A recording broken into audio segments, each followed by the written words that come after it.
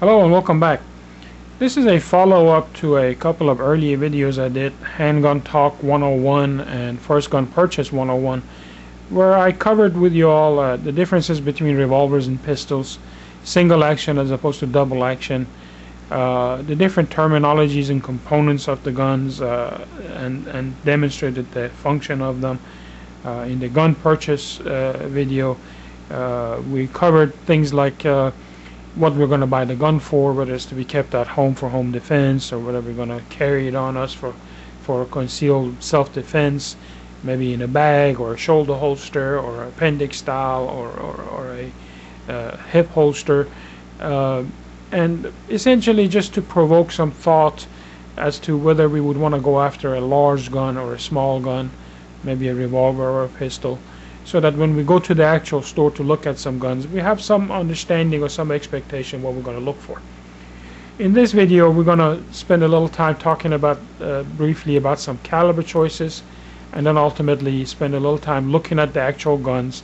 I'll explain to you all what I look for when I go to purchase a gun, what features I would want it to have, and how I want it to fit in my hand, and we'll cover that in a little more detail. Let me start off by saying that what I have here before us is just a sample of the most common calibers that most people think of when it comes to handgun calibers for perhaps self-defense. I realize there's calibers smaller than this range, starting with the 9 and working its way to the 40, 45, 10 millimeter, 38, 357 combination, and the 44 special and magnum combination. I realize there's calibers smaller than the 9mm that some people might want to choose, although nowadays with the size of the 9mm, some of the 9mm pistols are getting so small, almost the same size as a 380. I don't see why there would be any advantage in going to anything smaller than a 9mm. It's been ballistically tested by police departments, fellow YouTubers here that will actually show and demonstrate the performance of these calibers. And it really makes no sense to go to anything smaller than a 9mm because the amount of mass and velocity involved is small enough to where they're really inefficient. They would not perform well. And anything larger than, say, for example, this 44 Magnum would almost be too much. And in fact, some people would consider the 44 Magnum too much, but I've seen women, 5 foot tall, 120 pounds that are perfectly capable of firing this gun. With the proper stance and little training and the grip, is perfectly fine. Your arm doesn't break, your wrist doesn't fall off, you don't get knocked over, as some people would have the misconception about. But there are smaller calibers in case this is too much. Then by all means, any of these other ones would be just as efficient. I would put these ammunition away because I don't want this to be the starting point of our decision process when it comes to purchasing a gun. I would want it to start with the gun itself. If it's a good enough fit, as a comfortable enough fit, and a good enough gun, as long as it's within this range, it will be more than sufficient in one's self-defense. So I will put away these ammunition, and we'll start by looking at some guns, and I will explain to you all what I will look for. Again, this was just a representation of the caliber range that I think would be suitable for most everyday use, most practical use. So I'll be right back with the guns and we'll start from there. I will start off with this gun here. As always with all guns, when we first go to handle it, we have to assume that it is loaded. Even if we know somebody else checked it, we have to take that ultimate responsibility and checking it ourselves. There's no recalling once that bullet leaves that barrel. And so in order to be safe while we're looking at these and manipulating these, I will do what I always ask of everybody else, is to make sure and unload the gun ourselves. And if it's unloaded, then fine, it's time well spent to check anyway. Press the magazine release, drop the magazine, and I keep all my guns, yes, I keep them all loaded, full magazines, full chambers. It's the only way to go with the gun. It is a weapon, it is intended to have bullets in it, it is intended to shoot and be destructive, so we must show it respect and understanding and treat it as such. And that way we won't get surprised by anything. So I will grasp the the slide of the gun, pull it back, and allow the round out of the chamber to drop out. Now the gun is empty, and we can work with it. Okay, this gun, as you can see, is a copy of a Browning high power. It's a little different than the original high power. It's a little shorter, and I like that. I don't like guns necessarily that have very long barrels, although that extra inch here would have really made not much of a difference. I just like the look and balance of this gun. The slide and barrel of this gun is almost the same length as the frame of the gun, so it tends to make it a very well balanced gun. There's no extra weight trying to hang on. It does support a magazine of 13 shots, plus the one that I carry in the chamber. That would make it a 14 shot. So that's something that I would look at. How many shots am I going to be able to get with it? It has the safety and the slide stop or slide release, and the magazine release, and the hammer. These are the controls of this pistol, plus the trigger, obviously. These are the controls of the pistol. And so when I'm looking at the fit and finish, or the fit of the gun, I want to be able to get a good complete grasp of the gun. Finger off the trigger, I always remember.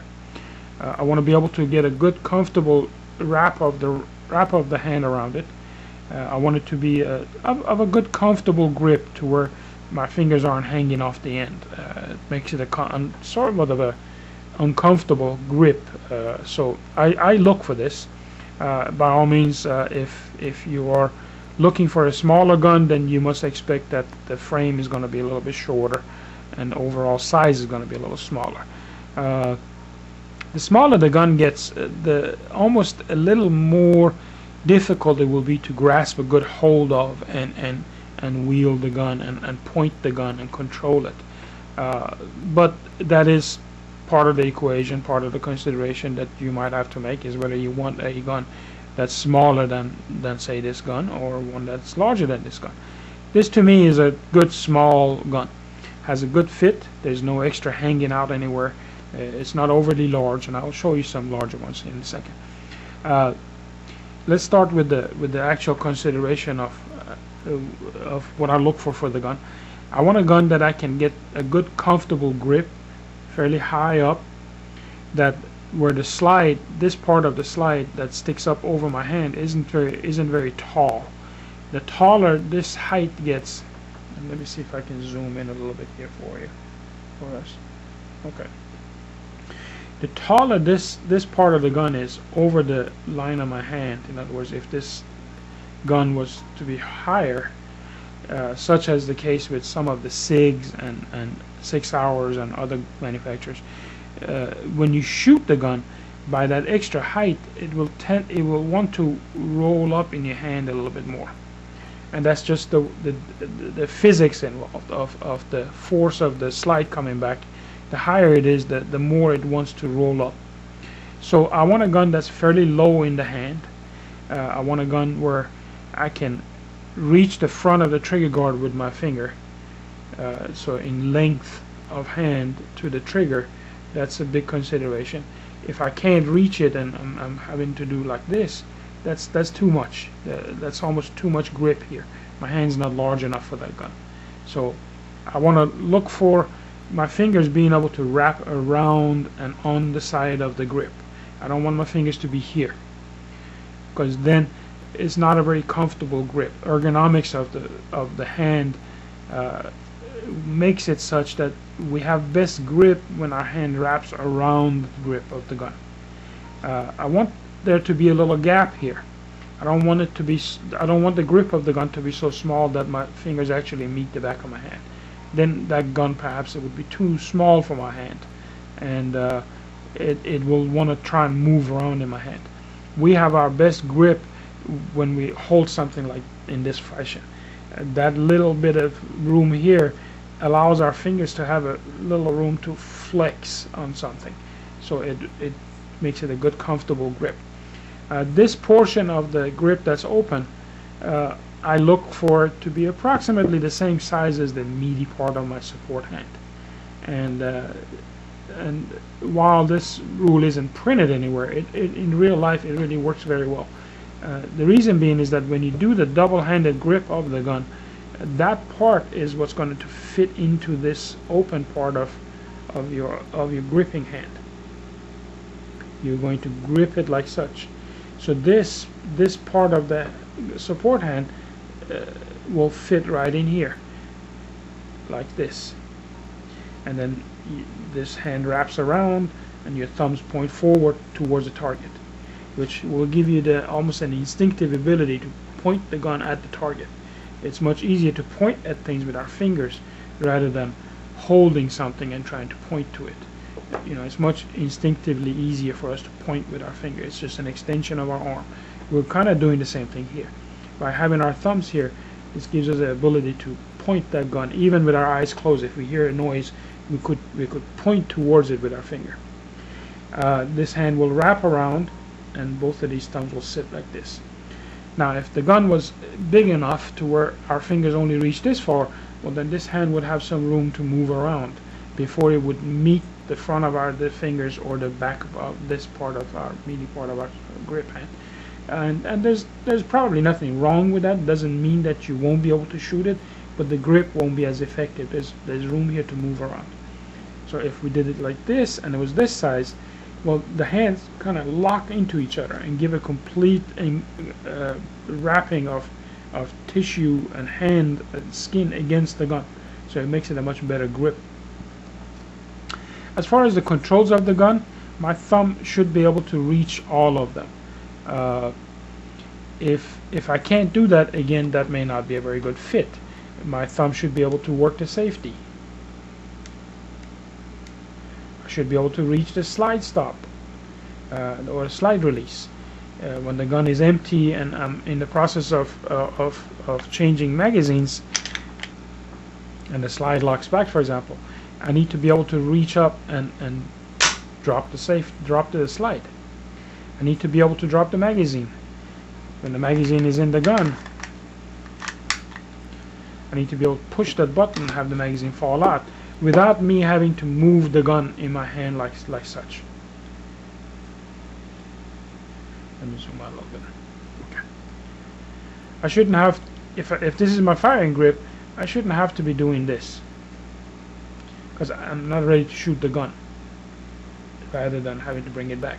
So it's very important that my thumb be able to reach all of these. I should be able to manipulate the hammer. If it has a decocker, by decockering it. If not, then by lowering the hammer by hand. I should have enough dexterity in my hand to be able to do those things with my finger. If I can't do that, then that would indicate not a good fit. I should be able to pull the slide back and hold the slide back even for a few seconds if I need to. If that spring in there is too strong for me, then perhaps this gun would not be a good choice for me. I should have the strength in my hand to be able to work that slide and hold it back. Many times, unfortunately, with pistols, there's always a chance that the gun may malfunction. A round may get stuck in here, may not eject, or may not load right. At that point, the gun is basically functional. It won't fire. So I'll have to reach up and either clear the round or close the slide so that I can fire it once again. So that's pretty important. I need to be able to do all of that. So this would be part of the consideration in the fit of the gun, size of the gun, the weight of the gun, the strength of the springs, etc. So I have to be able to work all of these, manipulate all of these controls and all these features. Something that maybe the gun store, for example, may not allow you to do, but is important to do, is to actually dry fire the gun and feel the trigger. Get a line on the sight. Let me see if I can show you this. Get the sights lined up and then pull the trigger and see if that sight moves. If the trigger is too strong and you're not able to fire it without that thing moving. Let me zoom in a little bit, because that's a big factor, a big portion, or big consideration when it comes to trigger control. If I was to line up the sights like such, that didn't move, and that's what you want. You want there not to be any movement. You want a crisp and clean enough trigger to where you can fire the gun and have the sights not move. Now, if the trigger is so hard that you're not able to do that, and you have to really squeeze to drop that hammer, and you end up moving the front of the gun, well, you'd end up missing your target. So this is some of the consideration. The caliber, with all guns, I recommend to everybody to buy the largest, highest quality caliber that you can financially and physically afford to shoot. It's kind of a loaded statement, and let me explain that. What you want is a gun that has enough firepower, enough caliber power to be effective, to knock a big hole in something and deliver a lot of power onto the target. The higher the caliber, the more it'll do that. As far as quality, there's a lot of guns that are more expensive than others, and most of the time that price would indicate higher quality. The gun is in more reliable state. It's a better brand. Unfortunately, it does cost money to make something more reliable. For example, a SIG Sauer as opposed to, say, a Glock. Why is a SIG 200, 300, 400 more expensive than, say, a Glock? Because it's just a much better gun. In my personal opinion, I think the SIG is one of the best guns out there that you can buy. Probably one of the most expensive ones, and I'm not saying go out and buy a SIG or that there's anything wrong with buying a Glock, but when it comes to the paying for that quality, if you can afford it, pay for the quality. Because the one time you pick this gun up to try and defend yourself, and it fails you because something in there just wasn't built right and didn't work, and it just went click, well, it really sort of explains all those considerations to be worthless when we bought that gun that was half the price of the other one. The more expensive one, more likely would have had a much better chance of just working.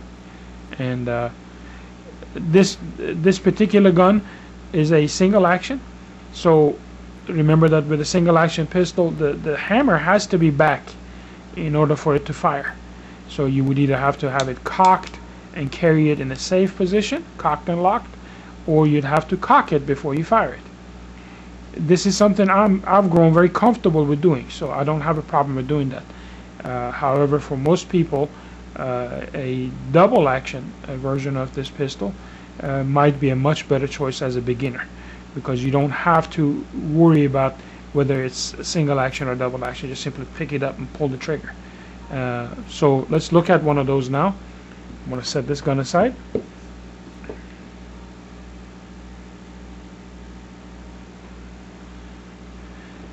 This is a larger frame pistol than the previous model that we looked at. Again, keep in mind whether you can kind of see the size difference. Keep in mind whether you'll be able to comfortably control this gun, whether it will fit in the way you're going to carry it and holster it, perhaps. As you can see, it's a larger gun. Let me check it for ammunition, and again, it's loaded, so all my guns are always going to be loaded. Now, this gun is a double action pistol. It also has a safety and decocker, a slide stop, and a magazine release, and a hammer, very similar to the other one. The difference here is that when I pick this gun up to fire, I can just simply pull the trigger and the hammer drops and fires. There's really no need to be concerned with whether the gun is cocked or whether it's on safety or not on safety. Most people, in fact, will carry this gun just like this, without the safety engaged, with the hammer down, and when they're ready to shoot it, they just simply pick it up and fire it. This would make it a very good choice. This is something that I would recommend for most people as a beginner. a double action pistol, gaining the number of shots and the ability to not have to worry about the hammer or the safety, and again, my hand can reach the controls. I can reach the safety. I can work the slide stop with the gun in my hand. I can drop the safety or the slide. I can press the magazine release. So this would be a good fit. It's a large enough gun, and it's a double action, so I can fire it without having to manipulate the hammer first. Now let me show you the same scenario with another pistol, a large frame pistol, that perhaps would be considered not a very good fit. Again, this same thing is opening. My fingers are wrapped around, and my hands can grip the gun.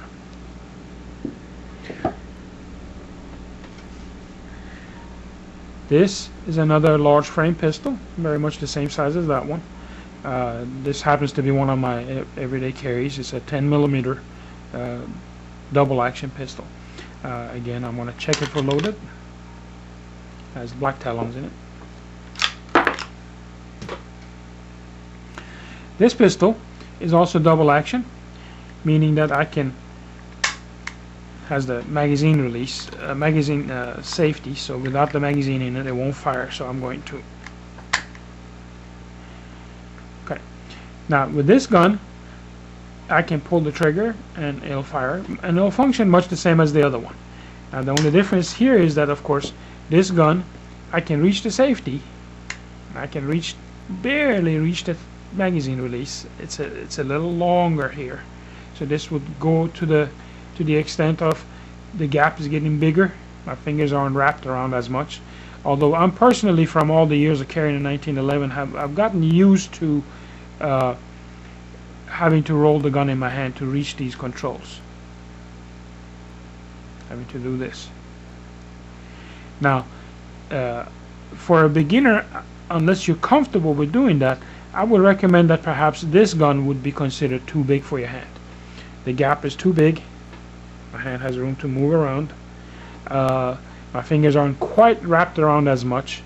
I can reach the safety, but I can't really reach the magazine release or the slide stop. But again, I carry this gun almost every day, and I'm very confident in being able to do it because I've gotten used to being able to roll the gun in my hand just a little bit to be able to reach those controls. So for you, unless you have the time spent to get used to this type of a fit, I would say this probably would be too large for you.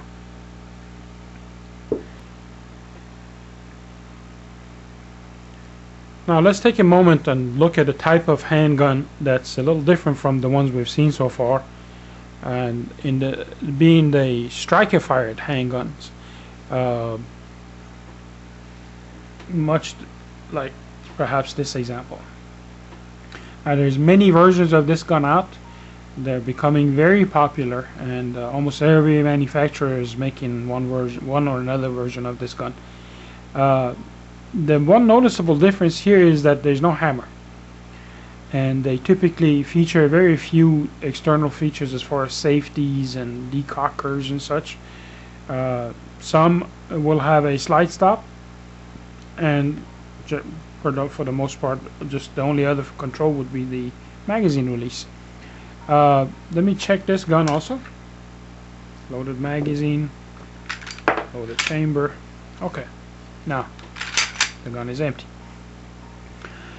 Now the main thing to remember with this gun, or understand with this gun, is that the way it functions is internally there's a firing pin here that when you pull the slide back to chamber around, gets compressed into a sort of a coiled, compressed state, and it gets hooked behind a sear that's in the frame of the gun, and it's ultimately controlled by the trigger, and that trigger being pressed pulls the sear down, allowing the spring to shoot forward and strike the back of the cartridge and fire the gun. It is a very dependable platform of a pistol. They've become very popular because there's very few features, very few controls to be having to be concerned about. Essentially, you chamber around, and the only other thing to remember is to point it and pull the trigger. Now the trigger on this Glock is very world renowned for reliable. It has a safety built into it where your finger actually has to be on the trigger before the trigger can be pressed back. And let me see if I can zoom in here and perhaps show you this. Okay, if you'll notice right here, this is the safety that it has built in. So your finger has to be on the trigger, press the safety, and then the whole trigger gets pushed back. See? Without that safety being engaged, if you were just to pull back on the trigger, it won't go back. This is probably something that Glock had patented, and then after so long everybody decided to get around it somehow and decided to copy. And it is a very successful design. It's a very reliable design on the handgun, and same principles would apply as far as the grip, how you would grip the gun, the height and everything that we discussed earlier, the fingers wrapping around, the finger reaching the front of the trigger guard. This would be a very comfortable fit. With a gun like this, there's really not a whole lot that goes wrong with it. Very reliable. It is very reliable, very safe, very simple to use. No feet, no controls to be messing with. Just simply chamber around and you're ready to defend yourself. One thing that I kind of don't like about this gun, and is the main reason why I don't carry it, and perhaps for yourself wouldn't be or at least would be something to think about, that maybe not the best choice to begin with while you gain your confidence with guns, is the fact that it has no features, no safeties or anything. So when this gun is cocked and has a round chambered, essentially this is how you carry it. As long as that trigger is not engaged, the gun won't fire. But there is no safeties. Say you're going to put this in a purse, this is the only thing you can rely on. To me, that's very functional, but also perhaps a point of concern, and I'll explain that. Say in the case of a double action pistol, as long as the slide is pulled back and the round is chambered, the hammer falling and firing the gun is how it would work, much the same as this one, the striker being allowed to fall forward. But with this gun, you still have a safety. So if you're going to put it in a bag or a purse or in a holster, besides the fact that the trigger hasn't been pulled to fire the gun, you still have the safety that you can rely on, accidentally the gun not going off. Or in the case of a single action pistol, such as the one we looked at earlier, despite the fact that the gun might be cocked, let me move the rounds out of this one. Even if the hammer is cocked back, you still have that safety that you can work with. So if the safety is on, the gun will not fire no matter what you do with the trigger. That added safety you don't have here, because if the trigger is pulled, the gun will fire, whether you meant to or not. Now, granted, the best safety with any gun is not using the finger, not pulling the trigger. So if you didn't do that with any of these guns, they wouldn't go off. But to me, having that little extra safety is nice. It is a little reassurance that the gun is safe. However, I don't want to talk you out of buying a gun like this. Just understand that if you do buy a gun like this and you chamber around, this is the only thing that's going to keep you safe by not pulling that trigger. And perhaps that's not a bad idea. That should be something that we would all practice with any gun. As long as we don't pull the trigger, it won't fire.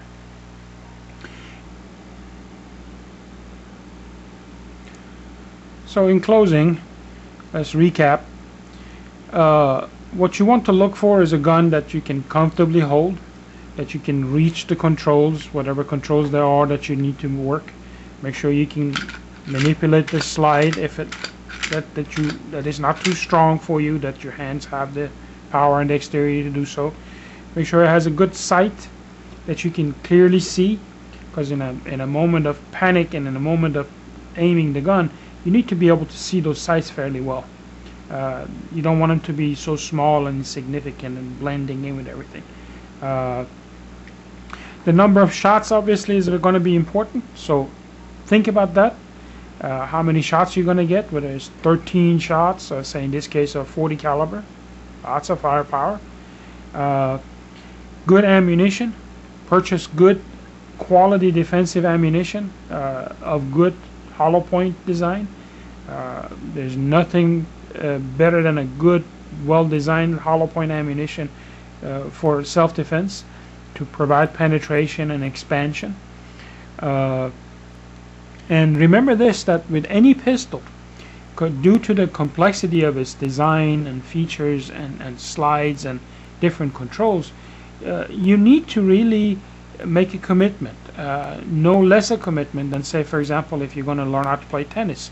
You wouldn't just go buy a tennis racket and just leave it in your closet till your friend calls you to go to and play a game.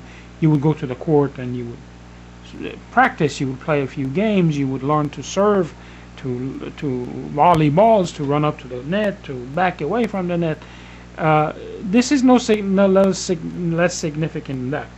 Perhaps maybe even more. Your life may very well depend on this. So make sure you go out to the range once a month and shoot a couple of boxes of bullets. Spend an hour or so, a couple hours, practicing, building your muscle memory, your finger, learning how that trigger is going to react. Remember, learning how the gun is going to react. And with pistols, of course, there's more things involved, more things to learn than a revolver. So if you're not able to go out to the range, say once a month, once every couple of weeks, and go through a couple of boxes of ammunition, then perhaps really a pistol may not be the best choice for you, because you have to stay in practice with it. There's more potential for it malfunctioning, for it jamming, for it not working, and leaving you unprotected in on your moment of need. So perhaps then in that case, maybe a revolver wouldn't be such a bad idea. It doesn't come any simpler than the design of a revolver. In most cases, you can even see without ever having to even open the gun if the gun is loaded or not. In the case of, say, this double action snub-nose revolver, typically you will find these in 38 specials. This one happens to be in a 44 special. 6 rounds of this is no less, if not more, than, say, 6 or 7 rounds of 380 or 9mm. Is very comfortably equivalent. And as far as reliability, let me unload it. Now that it's unloaded, there's nothing simpler than picking up this gun and pulling that trigger. There's nothing else to work. There's no other features, no other slides, no safeties. You simply pick it up and fire it. So if you're not able to put in the amount of time and effort that's needed to go to the range and practice with the pistols and get comfortable and familiar with all the features, don't overlook the revolver. This is certainly a very viable, very dependable design. This was dependable and viable long before pistols were ever even invented. So keep all of those things in mind, and remember that all guns are to be treated as if they're loaded and dangerous, and keep that in mind, and just have fun. Go out, make a good purchase, go out to the range and practice with it, and be safe. As always, it's been a pleasure bringing you this video, and I encourage all questions and comments. If you have any questions, I can answer for you. If there's anything here that you saw in this video that you feel you didn't quite understand, feel free to shoot me a comment or a question. I'll do my very best to answer them for you. And I thank you for your time, and I will talk to you soon. Thank you very much, and have a good day.